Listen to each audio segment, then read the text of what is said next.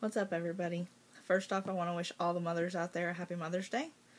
I have my little bit of alone time right now. I was asked to do a video on the Resin COPAL. And so I'm going to do a little bit of info that I know on it. I want to make it clear that I am in no way an expert on this stuff. The stuff that I'm going to tell you is just coming off the top of my head that I already knew. Everybody is welcome to go and Google it and find out your own information, but so, please don't say that I'm saying this wrong or that wrong, because that's not why I'm here. Okay, anyway. So this is my copal. And copal is harvested from the tree. I believe it's pronounced the Bursera tree. B-U-R-S-E-A-R, I think is how you spell it. But it is produced. It is harvested from the Bursera tree.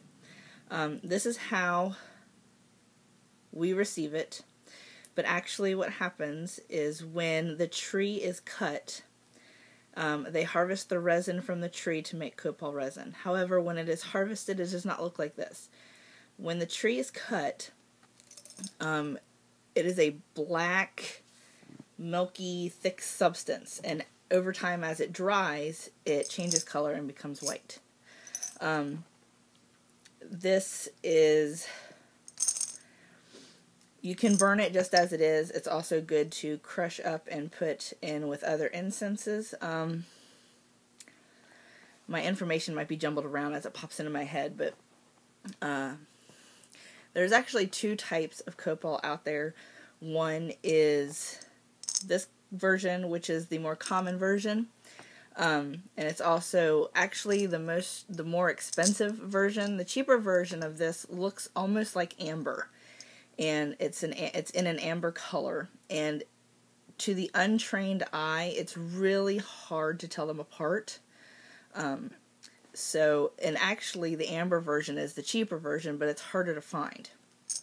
But this is the more common version that we use.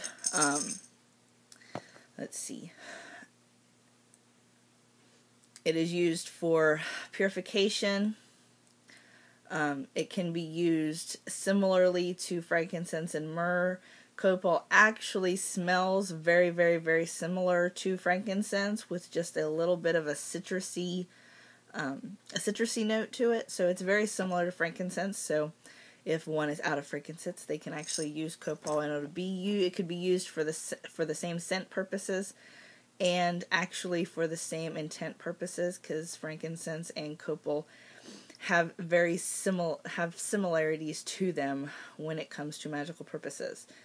I use copal a lot when I make my loose incense. I also have been known to just burn it like this, because it also helps ward off evil spirits and negativity. You can add it to a sachet to put above your door to help with to help rid yourself and your house of negative energies. So, I know this was a really quick video, but as you can see, this all came off the top of my head. I have no papers around me or nothing, but like I said, I don't claim to know everything, but what I do tell you is what I have read from my past experiences.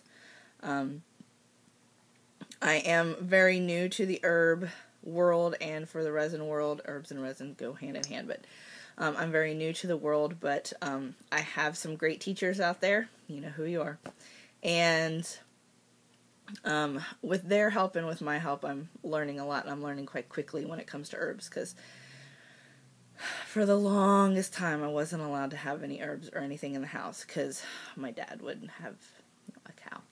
But anyway, so yeah, if you have any more suggestions or want me to do any more videos on any other type of herb, feel free to ask me. So other than that, again, have a